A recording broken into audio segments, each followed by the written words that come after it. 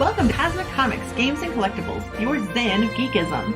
We carry comics old and new, magazines, toys, games like Pokemon, Magic, D&D.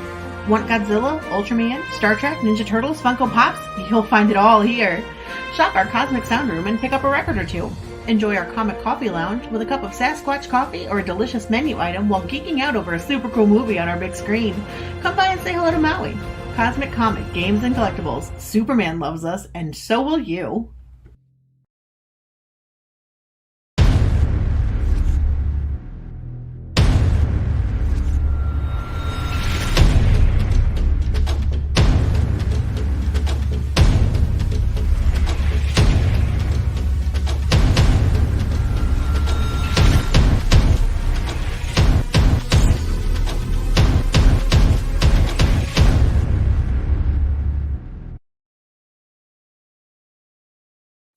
Hey, welcome to the Guardians of Layum campaign. Let me tell you a little bit about what you're going to find in this first issue. 2,000 years ago, a god was murdered, and when that happened, the midday sky turned as black as a starless night. There was a great earthquake. The dead were seen rising from the grave. There was a terrible, thunderous crack in the sky as the Layum tree, the world tree itself, splintered and cracked, threatening all of space, time, and existence. Alright, thank you for your interest in Guardians of Layum. I want to tell you a little bit about where your money's going. All the money that we're making on this campaign is just to get the people paid who have worked on the comic and to get the printing costs covered so that we can get this book out there. So that's every single dollar of the money that you guys give is going directly to that so that we can keep making comics. But in exchange for that, you can get up to 8 bonus comics. There's tons of artwork out there. There's tons of little extras like t-shirts and how it was made trade paperbacks. And a big one, getting drawn into our next comic, Dragon Girl Albino Warrior #1. Right. We hope you're as excited about getting this book out as we are. We're pretty pumped about it. We think this is going to be a whole lot of fun. Thank you for stopping by and checking out this video. Thank you for your interest in Guardians of Layum. If you can't back us, there's still a great way you can help us. If you share this video, share this campaign, help us get the word out, that is a big help. You guys are awesome, and for those of you that are backing, welcome to the Omenauts. And good evening. I am RJ Carter, Senior Managing Editor here at CriticalBlast.com. And it is time once more to look into the world of crowdfunded comics. So tonight we're going, it's a new universe every night, it seems like. You would think, indie comics, well, there are 7, 8, 12 different people. You do a show every night for a month. You interview them twice every month, right? I barely ever duplicate, and I've been at this for 2 years. There are so many people out here doing their own independent comic. Tonight we're going into the Omen Comics universe. So please welcome Michael and Steve to the show with us tonight. Guys, how you doing here? Life is good. I'm Thank doing you. pretty good. So Omen Comics. That's ominous. Not to put too fine a point on it. That's the point. Yeah, that was the idea. I wanted something that really symbolized, like, Omen Comics is a mix of mythologies and folklore, some classic literature. It's got some supernatural elements, some apocalyptic themes, and some horror elements. I wanted something that said all of that. All right. Well, because when people hear Omen, it's transcended its original meaning of warning into, oh yeah, the kid with the tattoo on his head, the birthmark, and the lady who impales herself on a fence and everything. So yeah, it's grown. It's 4 little letters that have grown to be something a little bit more chilling than that. But you put out a lot of books under that title, under that heading now. Yes, we have. They're actually all of our titles under the Omen Comics banner are all take place in the same universe. It's a whole shared universe of titles. It started out as this one giant story that was just flat out too big to tell in a single title because there was so much going on at once. We needed to spread it out, and there's actually going to be a total of 6 titles out in our phase 1. We've only published the first 2 issues of 3 of those titles. We got 3 brand new ones coming. Mm-hmm.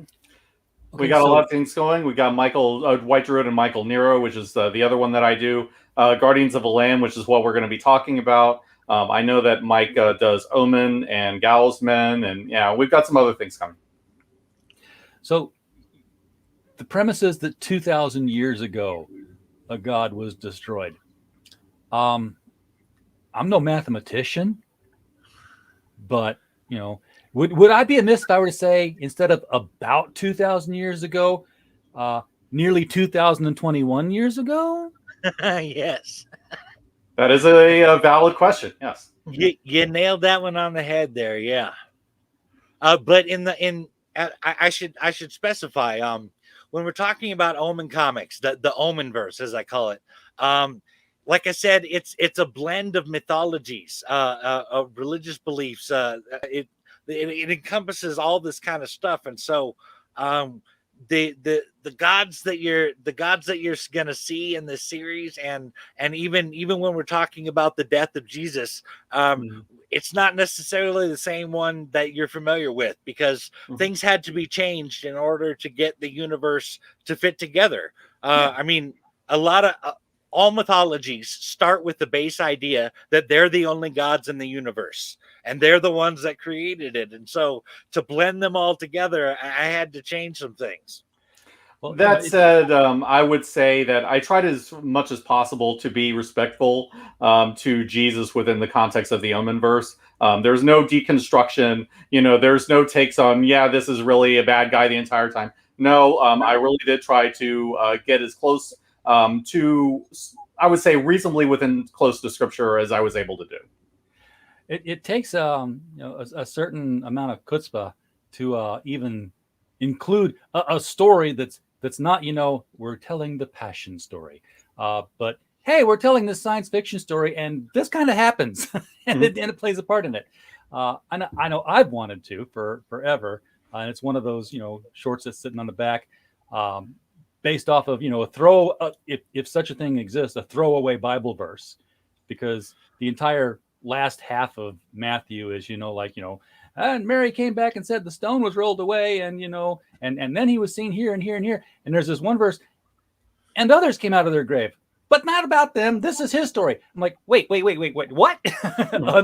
others pros. So I'm like, who were they and what happened with them? I'd like to know those stories. Actually, it was that idea that inspired Guardians of the Layum. In the Bible, it talks about when Jesus dies, there was a great earthquake. The sun itself went black. I mean, the sky went black. Yes. And the dead were seen rising up out of their graves and walking around Jerusalem. And this is, I was like, what if all that stuff happened because this one God died? What if that had a greater effect, like on space-time itself? What if killing that God actually destroyed space-time and it had to get repaired? And that was the basis for Guardians of the Layum. Yeah, and I think to a certain extent, also on the characters, because the one character that really struck me was the lone centurion who was blinded and then learned to see, like right at the moment that Jesus dies. And he is our main character in this series, because and we get to see what the consequence of those acts are, and the price he must pay for it, his role in what happened. So you're going to have some of the Roman centurions who were there. Yes. I've got to ask if Longinus is going to be involved. He's our main character. Okay, so he is that guy. Yeah. And he's got sight now. Yes, but I don't take it necessarily as literally as the scripture says. I really cast it as more of a spiritual sort of blindness. He is blind to what his empire is doing, and the justness of his actions. Okay, because I was thinking, boy, it'd be cool if he gets paired up with the soldier who had his ear put back on, and maybe he's got super hearing now. Right. That would be an interesting story, but not immediately. I play with people's universes. It's one of the things I do when I have the shows on here. I'm like, hey, you could do this. But yeah, Hey, I like the idea. It's something I would do. I would definitely think about it. Let's just put it that way. But it is a touchy subject to get into and write. Even if you say, hey, this is an alternate universe. I think the only time I've ever seen anybody do it was an old. You remember the magazine-sized Marvel comics that they used to put out, the black and whites? Yeah, they used to a science fiction anthology that was in the Marvel universe. I can't remember what it was called. It was like Marvel Presents or something. But they had a book called Ecce Homo. Behold the man, the pilot's words. And the whole thing was a science fiction story about a guy who invents a time machine, and he's a Christian, and he's dealing with his wife who's an atheist and his friend who's an atheist, and he's like, I will go back in time and I will prove that this man named Jesus existed, and his time machine takes him back to Bethlehem at 37 BC, so to speak. And he finds Mary and Joseph, and there is a child. His name is Jesus, and he's a mentally challenged incompetent, who's flinging poo and writing on the walls and stuff. And this is more than this guy can take. So he's shell shocked, and in the meantime, he starts preaching the gospel that he remembered Jesus teaching to people, and they start flocking to him for it. And ultimately, he gets crucified because he thinks the mythology must exist. And as he's hanging on the cross, his last words before dying were, and if you listen to it phonetically, he says, "A lie, it's all been a lie." Wow. So I was like, somebody's going to hell for writing that, but it's a good story. It kind of reminds me a little bit of this movie called The Man from Earth, where it's basically about I want to say a 20,000-year-old immortal. And one of the things that he does is basically he's Jesus. Yes. I remember when they asked him about that, and he just kind of gives them the side eye, and they're like, no. Yeah. He's like, sorry. They really went there, yeah. You know what I felt? I guess gave me permission to do a story like this. Well, I don't know if you read the Vampire Chronicles, but the book Memnoch the Devil, deals specifically with Lestat going back to when Jesus is getting crucified, and Jesus lets him drink his blood, and the whole 9 yards. He goes up into heaven, and it's a crazy story, but I guess.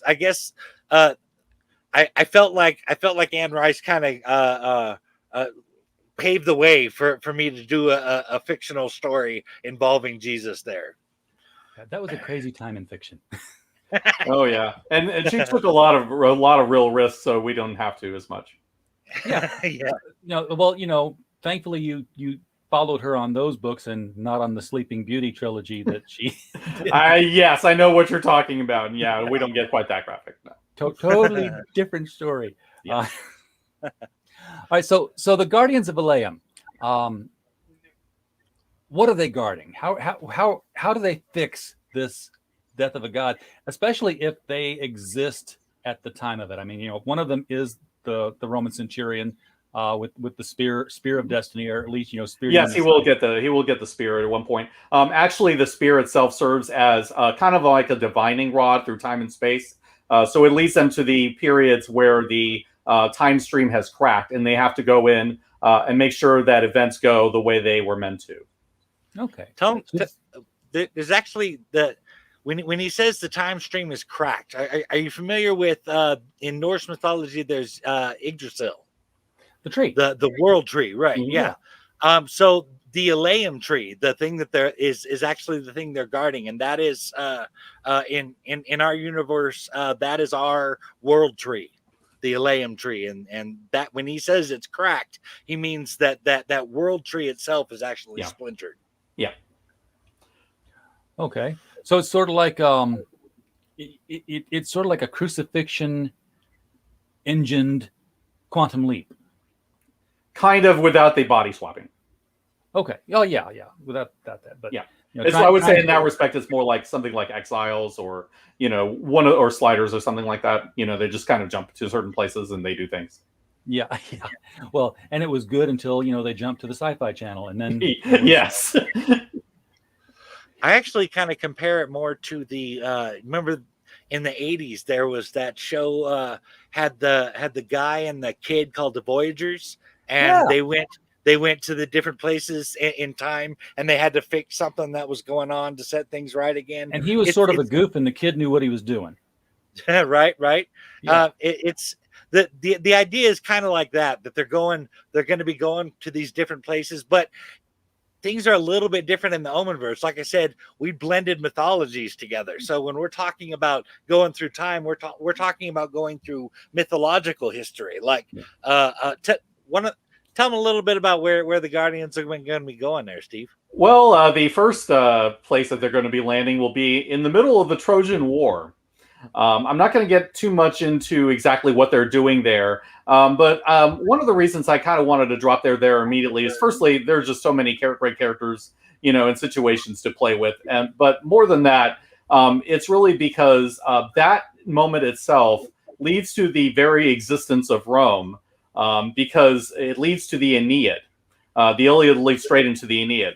And so what happens if Aeneas does not get on his ship and does not reach Latium as it was meant to?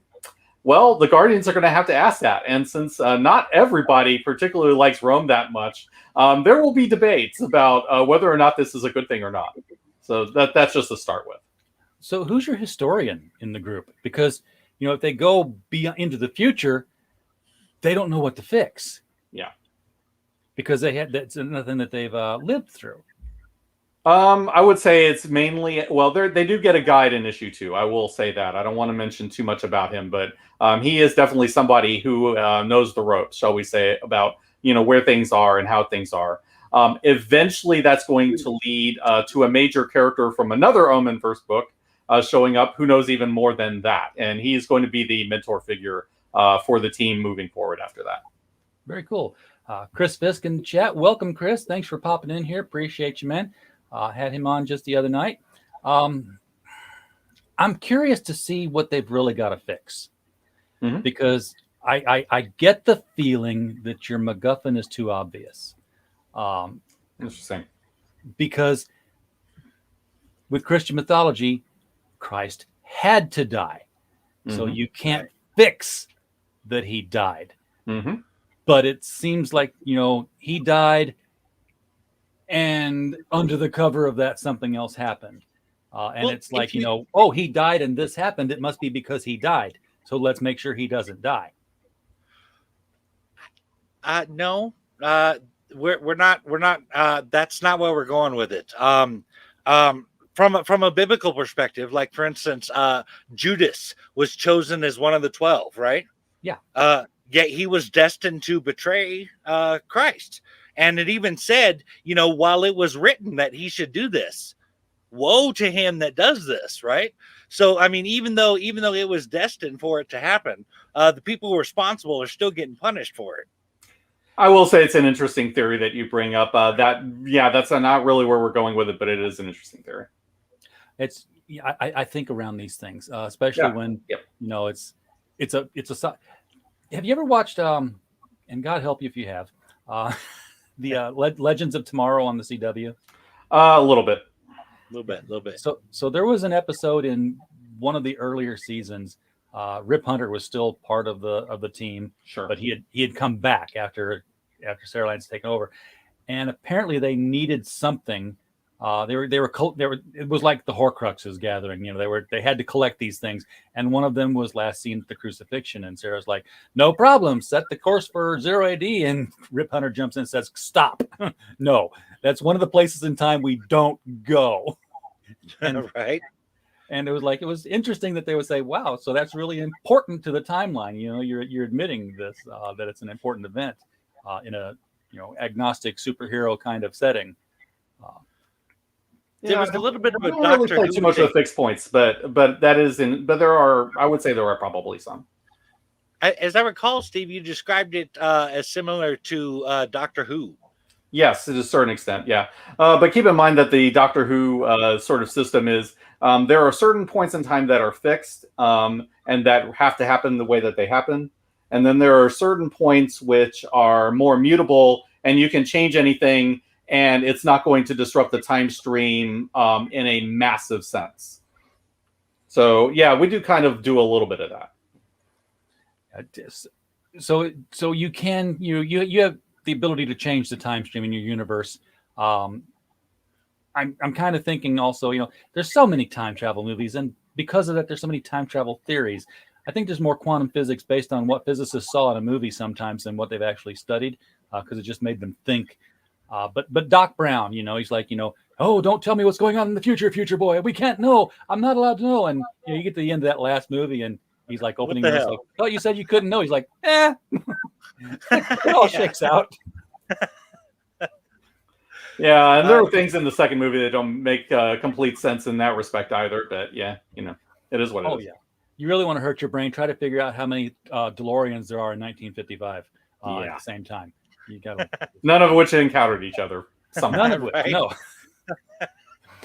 So I should probably at this point where'd my mouse go? There it is. Bring the campaign up on the screen here so we can see what it is we're talking about. This is at least the fourth book in your universe.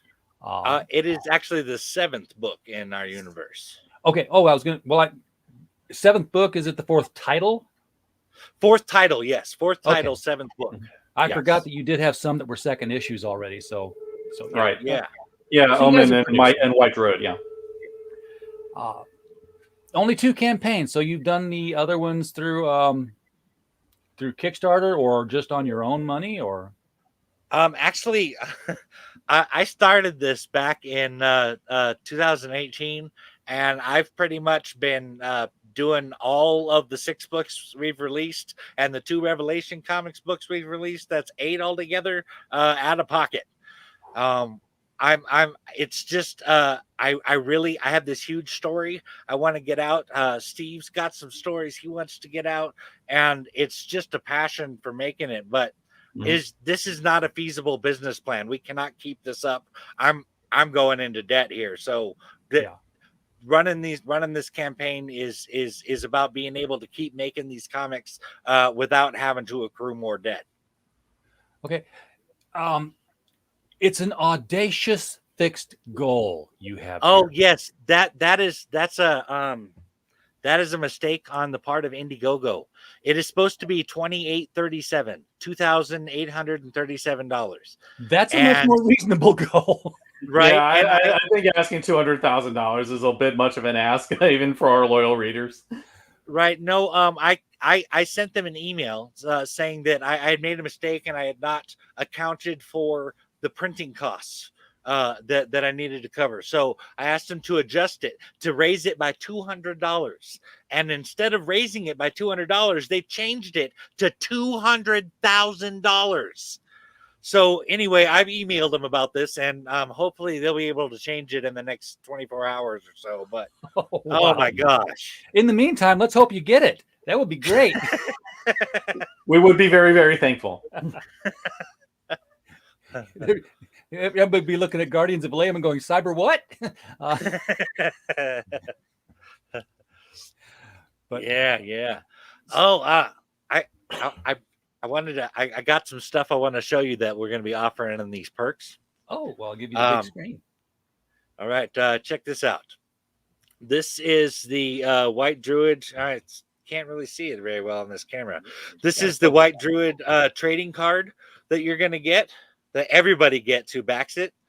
It's deluxe. It's on 16-point matte paper, and it's going to be signed. Right now, it's only signed by me, but Steve's going to sign this too, and everybody who backs is going to get this. Yeah. Okay, so it's a guy with long brown hair, a beard, and he wears a white flowing robe with sandals. Doesn't remind me of anybody, Mike. Well, right? It wasn't intentional. Let's just put it that way. That is the White Druid Luo Shi. Yeah, that's not Yeshua. Okay. Who's your artist on this, by the way? Mike, are you doing the drawing? No, our artist, his name is Tosin Awasika, and he lives in Ibadan, Nigeria. we are finding artists all over the world. I think this is the first time I've had one come out of Nigeria. Right. Our letterer lives in Buenos Aires, Argentina. We're kind of a worldly organization, I guess. Thank you, Internet, for allowing everybody to come together finally and produce stuff. Right. Yeah, absolutely. That was a good looking card there, Chris. Indeed, it is. So you got to back to get the card. You got to back a physical level to get the card. Mike Walters in the chat. Yes, Mike, I will definitely try to drop in again tonight. If I don't drop in on time, I'll drop in late. Mike runs the Mike Stand Show, which if you like niche news and you like to read Golden Age comics from the beginning, Mike does that every Friday, and he covers just what's going on in the news every other night on the show. So this is talking about now the first issue of the Guardians of Layum. This is a team book, so we've got walk us through these people. Is this the team right here I'm seeing in these little pillars? Yes. Okay. So it's kind of hard for me to see where I'm at, but in addition to Longinus, who is our main character, we have another Roman character named Ileana Romelus. She is the daughter of a Roman general that has been stationed in Jerusalem. And she's known Marius a while, but she's seen things that he hasn't. Let's just put it that way. And some of her beliefs are going to be put to the test I would say after the first issue. The next one, let me see if I can read who that is. Oh, that's the third one is Kibasha Maraway. He actually is a former gladiator. He was a slave at one point from North Africa. He earned his freedom through combat. And he really, after that, he pretty much went to a bad path. He turned to banditry. And he has reasons for being in Jerusalem at the start of the first issue, which you will see in the comic. Let's see. The next two are, I believe that is Rifka and Ranan. Both of them are people that are native to Jerusalem. She is a healer and he is a petty thief. So we're going to see them kind of get involved. I would say they're a little bit more minor than some of the others, but I do like writing both of them. The woman in yellow is Nazarene of Parthia. So she is actually from what is modern day Iran, and at that time was the Parthian Empire. She is a woman of mystery, and she has things that she's not telling, and she definitely has an agenda for being in Jerusalem at the start of the action, and she is going to drive a lot of what goes wrong. And finally, we have on the last one is Cyrus of Alexandria.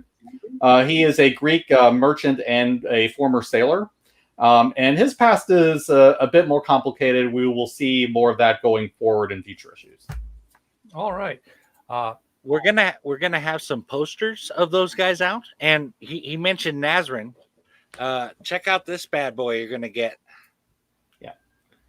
Oh, look at that. Now, see, when I saw her all in yellow, I almost was waiting for you to say that she was from like India, and it was like, a thuggee in the service of Kali, because, no, that was a bit far off for Rome at that time. But that's not to say that we might not run into people like that. Yeah. Pops Van Zandt in the chat. Welcome, Pops. We're talking with the team from Guardians of Layum from Omen Comics. Do not worry about that $200,000 price sticker at the top. It's a mistake. It should be like $2,800 thereabouts. So do not fear to be not afraid to back this book. Yeah, we're really hoping. I reached out to him. I haven't heard back from him yet, but when I reached out to him to change it, they got back to me within 24 hours. I'm hoping the same thing happens here. That would be good. I'm scrolling back up here so we can look at the tiers, because I don't know if you have them on the left side, so I'm going to look at them on the right. This is the $5 digital tier. How big of a book is this, Mike? 44 pages altogether. 44 pages for $5 digital. That's a fantastic deal. And that digital package also comes with the card. So you're going to physically mail the card. Yes. Wow. Even if you're only doing $5, I will put this bad boy in an envelope and send it to you. That's a great deal, because almost nobody includes their physical stretch goals or physical awards with the digital copies. They'll do the other. They'll say, hey, back the card and I'll send you the free PDF. They market it that way. But so that $44 or 44 pages, $5 deal. All the people who are in my chat who have to have digital because of where you are and your circumstances, $5 is well spent there. Now, how much of this book is when that comes out you can buy that on the Wicked site for 99 cents. 44 pages for 99 cents. Wait a second. Oh, you're saying you can buy the digital? Well, once the book is published and it's released, you can buy the digital off of Wicked for 99 cents. Yeah, but you won't get the card. You won't get the card with it. Okay. Again, a heck of a deal. How much of the book is done, Mike? Are you guys? Is it ready to print, or we got all the art is done, the coloring, all of that. It's about 55% lettered. We got about 18 pages left to letter, and it'll be done and off to Wicked to get printed. Okay. And folks, again, this is their 7th book. They've been paying for the previous books out of their own pocket, so they can get this done. They know what they're doing.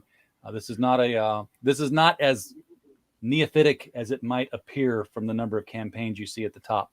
I don't know who Anarchy Bill is. Is that something that you care to explain, guys? Yeah, Anarchy Bill is actually a villain you're going to see in the upcoming Dragon Girl Albino Warrior title. Mm-hmm.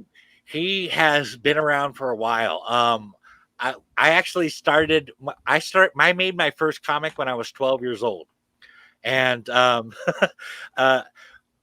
Anarchy Bill, I first came up with the design and character when I was 16. That's how long he's been around, and I've incorporated him into the Omen Comics universe.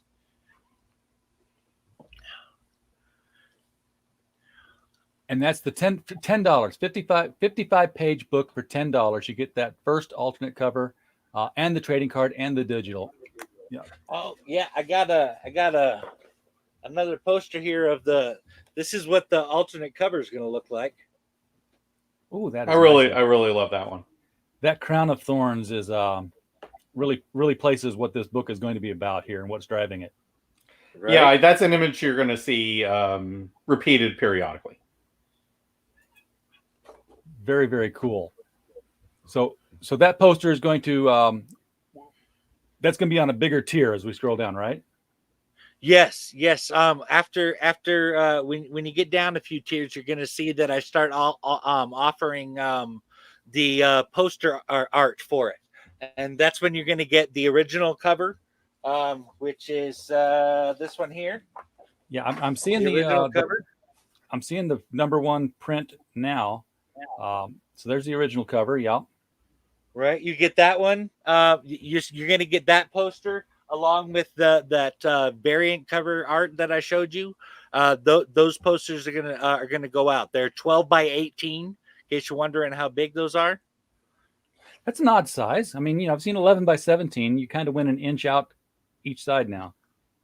Right. That was the biggest size we could get from the printer we were using at the time. So that's just kind of become our standard. Okay. The prices on here are not. I mean, $25. That's where I expect things to start for a book that's 44 pages. So right. The fact that I had to scroll this far before I got that high up, and this is one where you get the #1 alternate cover. The alternate pinup, the standard pinup, the trading card, and you get the digital. That's a lot of stuff for $25. Those two prints alone are pretty cool. I'd like you to notice that picture right there. You got it in the background. That one. Yeah. Check out that. The background in that picture. Like in it is very common in comics where people will just kind of draw a generic background. You know what I mean? That sometimes it'll even just be blank and be colored. Yeah. Right. But I mean, look at the work Tosin did on that. I mean, to me, that looks like ancient Jerusalem. He is very, very good at architecture. And in fact, the other picture that you showed with Nazarene is where I kind of realized, hey, this guy really knows how to draw buildings. And so when I start seeing this, I keep seeing how much better he's gotten at that. Yeah, and here is the list that you just went through a second ago when I was asking who they were, so people can read through and see that. Did I pass one up? No, I didn't. Right there, the $25 backer, $50 backer. You're getting the 2 pinups. Well, you're getting more and more pinups as this thing goes along here, and you're getting 2 copies of the book. Lots of artwork, right? Yeah, well, that's good though. Lots of artwork to give away. I think if you're on an early campaign, artwork is probably the best stretch goal you can have. I've seen people do, hey, we're going to sell hats and T-shirts and action figures. I'm like, nobody knows that they want that stuff yet because they don't know your character. Right. We really want to showcase Tozin's art with this, particularly because, we've had him from the beginning. He's drawn all of our comics.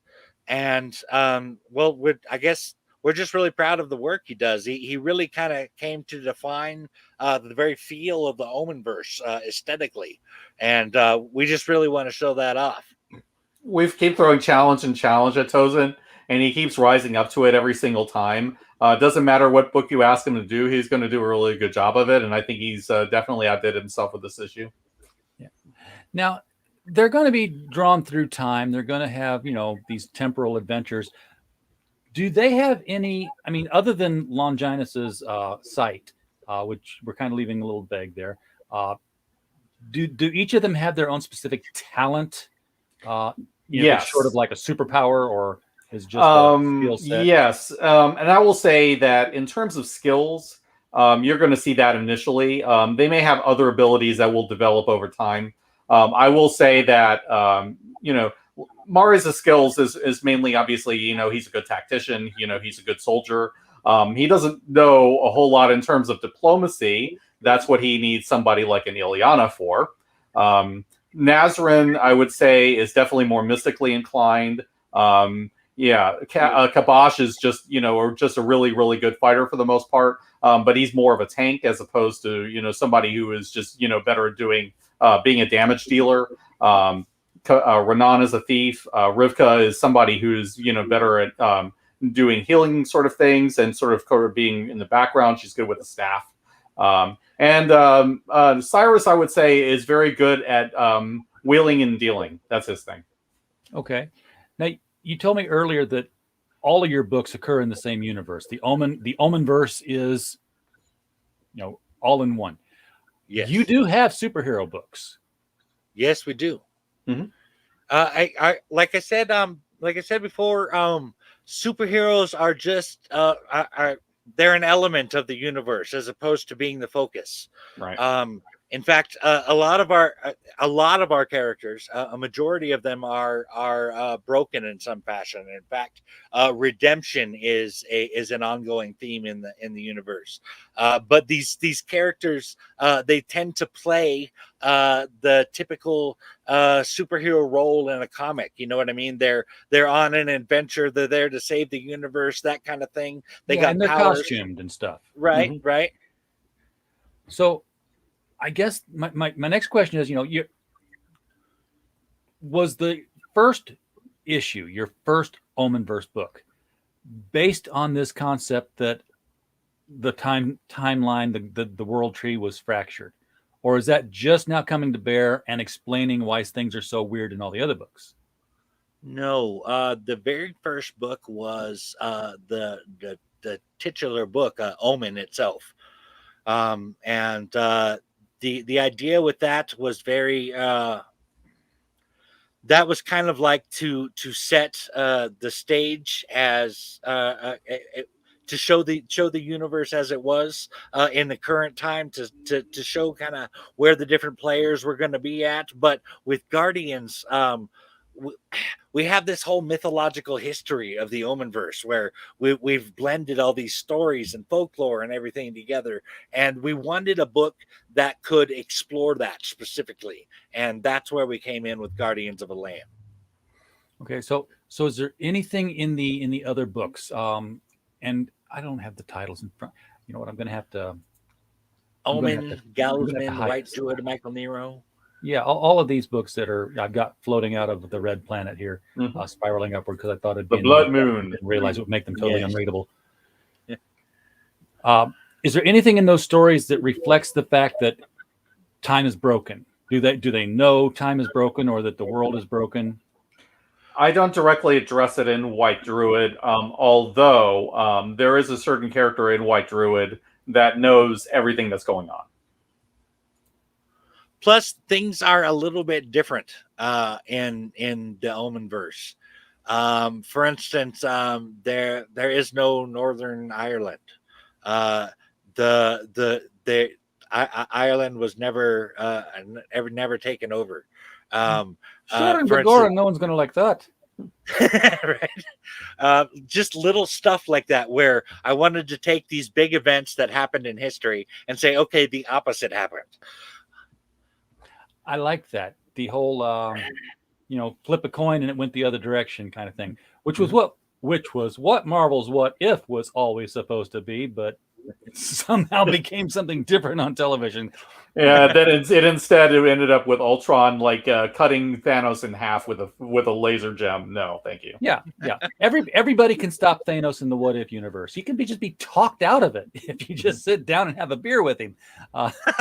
That one really bugged me. Just sitting down with him and you were wrong, you know it. And he's like, you know what, you're right, I was. Sorry about that. Although I will say that T'Challa, as written in the comics, would be about the one person I could say, okay, maybe he could talk him out of it, but it wouldn't be easy. Yeah, it would not be easy. I would like them to have done, the what if, and literally if it's going to be a 50-50 split of something, it's like 50% it's going to happen this way, 50% is going to happen that way. Well, what's the last 50-50 thing we saw? The Thanos snap. What if it was the other 50% that disappeared? What if we didn't have Tony Stark and Captain America? We were left with Iron Man and the Pyms. That would be a good one. It would be a better what if than Marvel Zombies. Oh God, yes. So you do have some high level tiers here, but that's because you're throwing in the kitchen sink with these. You're throwing in like your library of books. People are getting the back issues, catching up on stuff. Mm-hmm. Right. You start getting up there, and I believe it starts at that one. I think where at the top level, where you can actually get drawn into Dragon Girl Albino Warrior. That's going to be the comic coming out right after. That's one of the 3 new comics I was talking about us having. Okay, that's coming out right after number that. 1 issue. Mm-hmm. Yes. And with that one, I'm going to talk a little bit about how I'm going to do that. There are a total of 48 slots available. And you're like, how the heck are you going to fit 48 people into a comic? Well, let me tell you. Are you familiar with the Superman versus Muhammad Ali comic? I know it. I have it. It's yes. Right, that big old double open up cover by Neil Adams, right? That had all those celebrities in them, just a gaggle of them guys. Exactly. And essentially, in Dragon Girl Albino Warrior, we're gonna get a scene in a high school during a rally. And what I'm gonna do is I'm gonna do this big double page spread, and I'm gonna draw all the people that take that perk and get one of those slots are going to be one of those people. You're going to get about a head and shoulders shot of yourself right there in the comic, in the crowd there. Very cool. I figured you were just going to say you were going to hire George Perez for that book or something because you 470 people in a book. Yeah, George can squeeze it in. Chosen does pretty well though. He could. Well, if you notice by that Omenverse poster back there on the top level perk there, he can fit quite a bit of people into one little screen there. Yep. Oh, sure. And that's when I first that's why I wanted to talk about these costume characters are back here. You're having people from ancient Jerusalem running around in attire of the time with the I don't want to say I don't want to say the mentality of the time, but the knowledge that they have that's, limited to what they could have at that era. Now I know they're going through time. Are they going to go into the future? I mean, they're going to kind of stand out in some places where they go. If you mean like the future past the present of Kingdom City, there are no plans for that at this time, but you never know. Okay. But their future, our present, I mean, heck, their future is like, still pre-Revolutionary War kind of eras and stuff. Yes, there are going to be a lot of stuff in between that. I can say that. Okay. However, just so that everybody is aware, while Guardians of Layum starts in the past and they go through all this other stuff, the two timelines aren't going to merge. We are going to see how these two timelines connect, how they merge with the present universe. I did not know that the present universe, which is in the same world, was in a separate timeline than this. See, that's because the Guardians of Layum are repairing time. They're kind of on a like a little buffer zone or whatever, where they're just outside of it. So what we're actually seeing in the present is ultimately going to be what they've accomplished. But so will there be ripples in the other books that come from them having fixed something that like the readers say, wait a second, wasn't that character dead? Yeah, not no more. Nothing so obvious. No, but subtle stuff. We have a major event going on at the end of phase 1 that we're calling Tetrad Omega, and that's where you're really going to see things cross over. That's where you're going to see where everything gets connected. You see little links throughout the issues of what the interconnected universe. Certain characters cross over into the other titles, but really, when we get to the end of phase 1, you're going to be able to see the whole picture there. Yeah, Pop's just saved himself $125 because he's already drawn into your book. He's right here. And if you haven't been to the Comics Related Madness run by Pops Van Zandt, that's a show you guys need to get on and push your stuff to his crowd, because they get in there and they back some books. And yeah, throw a camouflage cowboy hat on him, and you got Pops Van Zandt. So. Nice. We're just saying you should mention cowboys. What do we got coming up here, Steve? I will just mention that there is a cowboy character in White Druid and Michael Nero. We may at some point see what happened to him in the past. Probably not necessarily directly connected to Guardians, but if there is a story I have in mind, I wouldn't mind at one point if we actually finally get to it, but who knows? It would involve a Western, and it would involve Marius, and or Longinus. And it would involve this cowboy character that I have in mind. Well, we don't have to be quite so vague. I mean, he was in White Druid and Michael Nero #1 and #2. Yes. Yeah, his name is Bloody Shane. Bloody Shane or Bloody Shame? Bloody Shane. But his life is a bloody shame. Okay. She has done a lot of bad stuff. Come back, Shane. So this is the most Western name you can come up with, really. Yeah. So this is the cover to the next book that we've been talking about, the Dragon Girl Albino Warrior. Yes. And it looks like she is a dragon girl. So I always want to see a superhero pick a name that has absolutely nothing to do with his or her powers, just to confuse the bad guys. That is something that I have thought about in the past. Yeah, I will say that. I want a guy who can fly and wears red and blue and sticks to walls, and he calls himself, the green cigarette. And they're like, what? and then while they try to puzzle it out, you punch them. Right? It sounds like a Grant Morrison character. Yeah. Well, actually, the green cigarette was a Grant Morrison. Zenith was kind of like that. But no, we always name ourselves right after our power sets so that you get an idea of what you're in for and how to prevent it from my name alone. Well, it's all designed for marketing to people who are buying the book, not for people who are actually in the story. Exactly. Exactly. Now this looks like the we're at the crucifixion, or it's just a crucifixion, because a lot of people died on crosses back then. Lots. Unfortunately, yes. No, that is actually the walk that Jesus did. That is on that journey there. Okay, this is Yes. Via Dolorosa, and we have Cujo on the sidelines here with red eyes. That is a good description of what he is. He is. I can't give away a whole lot about that character, but let's just say he is not what he seems, and you're going to see him all over the place. I bet he's not a good boy. Well, like for instance, you'll see him in Omen. You'll see him in Gallowsman. He never has a role where he's actually saying anything, at least in these early issues. Anything, he's a dog. Right? Well, sure he is. Mm-hmm. Like I said, he's not what he seems.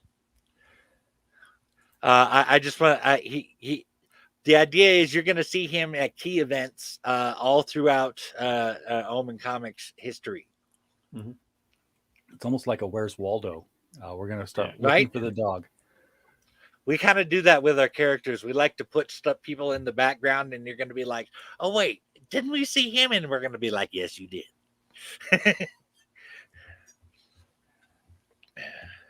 So now this guy is this very last page we get here. This is obviously modern time. He's talking about the Guardians of Layum, so he knows who they are. Yes. And he's basically explaining to somebody what they did by showing him this hologram. That is Hassan Toth. He has an agenda. Well, I need no more than that.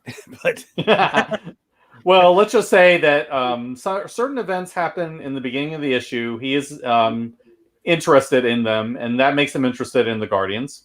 We will see eventually what led up to that in subsequent issues, and why he's interested. I like book series like this that are a full universe, that there's something going on that goes through all the books without it being like, now tune over to the next book for the next thing, because it's like the little things. I liked it when it was when CrossGen was doing it. It was like, hey, everybody's getting these sigils. Nobody knows each other, but, obviously that's the same sign on everybody. What's it mean? What's going on? I am a huge CrossGen fan. I will put that out there right now. And you didn't have to read all the books to get it all. And now we'll never know what it was, of course. Absolutely. We do a little bit of that, though. There's like, for instance, one of our characters, Patrick O'Leary, shows up at the end of White Druid and Michael Nero #2. Then you get to see him in White Druid and Michael Nero #4. But then the story picks up again right after that in Gallowsman #3. So I mean, there is a little bit of that, like when the characters cross over to the other titles. Mm-hmm. And I would say that you'll see that with the White Druid character in Guardians around, I want to say 4 or 5. All right. Now, this is how old is this campaign? Did you start with a 30-day campaign? Yes, 30 days. It just started on the 20th of this month. Okay, so I'm concerned, obviously, because it's 10 days in. And you're at $77. So, have you been on a bunch of shows yet to get the word out on this? We have this. This is going to be the 4th one we've done something on. But I think that initially I looked at we had the first week, right, and I looked at that and I said, okay, people are not picking up what I'm putting down here, and so I actually revamped everything to have a better pitch and show people more what was going on, and that's how you ended up with what we've got here now. Okay, I'm because hoping I'm that- sold on the pitch. I think the pitch is just an intriguing, intriguing as hell, so to speak. Yeah. Good choice of words. Yes. And Yes. these are the other check this books out. you've done. Yes, those are. We have Omen Comics has an imprint label, and that is for both Steve, myself, and our artist Tosin. All have stories we want to tell that are outside of the Omen verse, and that's what Revelation Comics is about. Yeah. So yeah, this is pretty much like everything that doesn't fit in like the big established Omen verse. We all have our little separate universes and our things that we play with, and yeah, and that's and Insurrection's one of them. Blitz, which is my superhero comic. Yeah, and then a horror Viking story called Seder is another one that's coming up. Okay, now this is the cover for the White Druid and Michael Nero. This is your other book, Steve, that you're writing, right? Well, Yes, that is the artwork. That's White Druid. That is the artwork for the cover of White Druid and Michael Nero. But you'll notice that one, instead of having like the logo and stuff on it, that just says White Druid and Michael Nero, and it says the Celtic Punks of Magic at the bottom, and that's not something that's on that cover there. Okay, I kind of made a poster out of the artwork there. Yeah, that's basically our occult detective book. But it still exists in the Omen verse. Oh yeah, definitely, it's a major part of it. Think things will ripple through in there. Yeah, I want to go back to it because I don't know who's who. I'm guessing he's the White Druid. He's the fact that he's wearing white might be a slight giveaway. That's the guy on the card there, White Druid. He's in both Guardians of Layum and White Druid and Michael Nero. Only guy in 2 titles, actually. Yeah, Luo Shi. Okay, so is he one of the Guardians of Layum? Not in the first issue. Okay. Yeah. So he'll become one, but he's gonna and of course this is Michael Nero, who looks like he's just an angry teen character who's he looks like one of the offspring started following Jesus around and that's not entirely quite accurate. There are a couple of things that are not that far from the truth, but I can see how you came up with that. Yeah. Michael Nero is really with the base idea for Michael Nero is Sherlock Holmes. Yeah. But if you remember the book The Hound of the Baskervilles, you finally get to see Sherlock Holmes deal with like something supernatural, right? And that's that. Right. But that's the idea I wanted with Michael Nero. I wanted a character who was who was a brilliant detective that dealt specifically with paranormal, occult, supernatural type of cases. Yeah, if he can get his ego out of the way enough. Yes. Okay, now I'm intrigued in the whole set of these things. You had me sold. You had me sold on the Guardians, and now I'm kind of really being sold on the whole universe concept here. Nice. Which means I've got to go further down to get the right pack. Which means I got to get right. We do actually offer. There's in a couple of those different perks. We offer digital copies of the other Omen comics and Revelation comics. We also offer printed copies. I saw that in the higher up perks.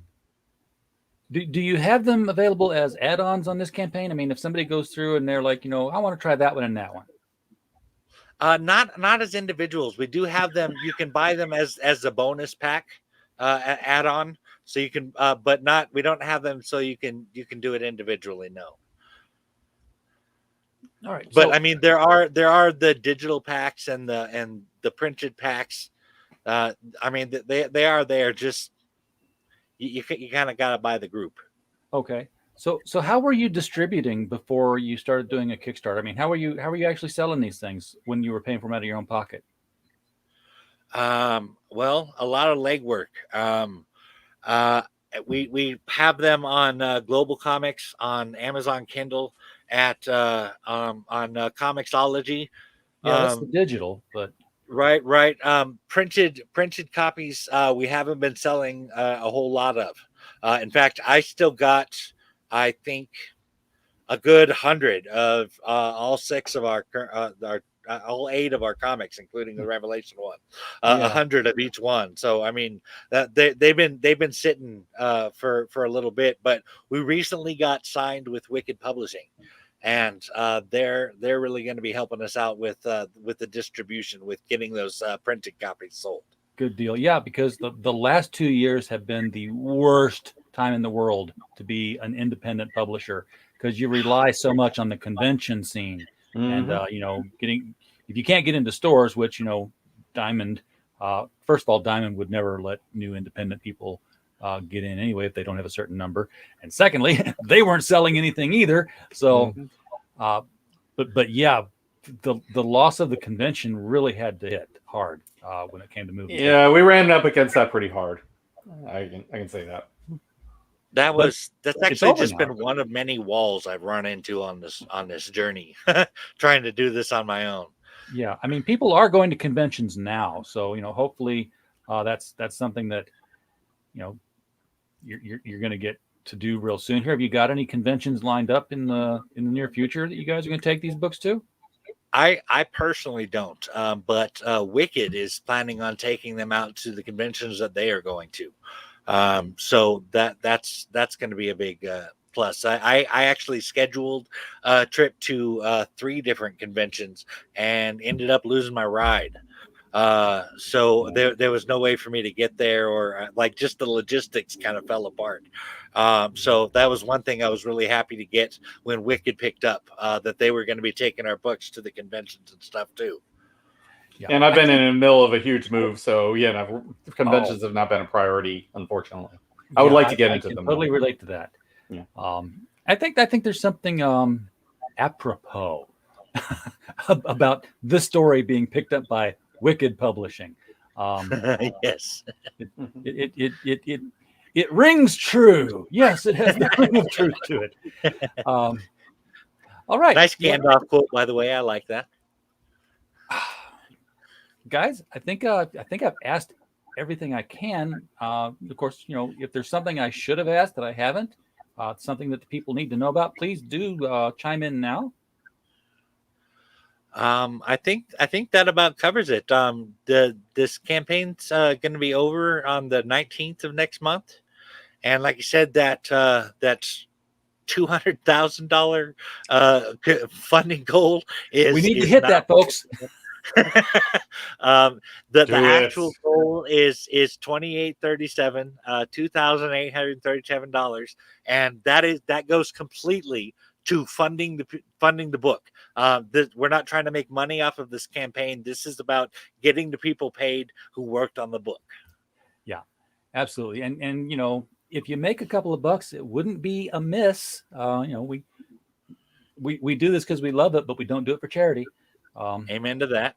So, yeah, and I've got to believe that $200,000 thing is, people are looking at that and like, oh yeah, no way, and they're just backing out because they see it's a fixed goal.